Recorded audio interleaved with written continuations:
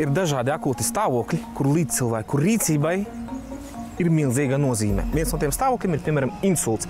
Ja rodas aizdomas, pirmais, ko mēs darām, ieņemam saslimušajam ērtāku pozīciju un mēģinam atpazīt, vai tas tiešām būs insults. Pēc principa ātri. Burtiņš A, tas ir atsmaidi. Palūdz saslimušajam pasmaidīt. Palūdz atsmaidīt. Vai tu vari pasmaidīt? Mēs redzam, ka viens mutes kaktiņš nepaceļas uz augšu. Nākošais ir burts T, kas ir palūdz paturēt rokas uz augšu. Vai tu vari pacelt rokas šādi te? Šajā gadījumā viena roka paceļās un otrai pietrūks spēka. Burts R, kas ir runā, palūdz saslimušajiem runāt.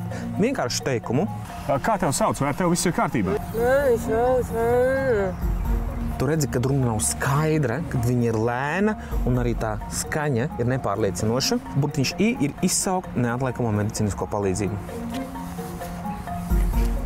Laikam ir milzīga nozīme.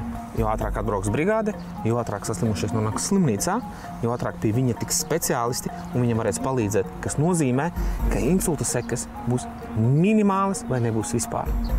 Un ir jābūt uzmanīgiem. Šādi cilvēki var būt arī uz ielas, pieturās, veikalos.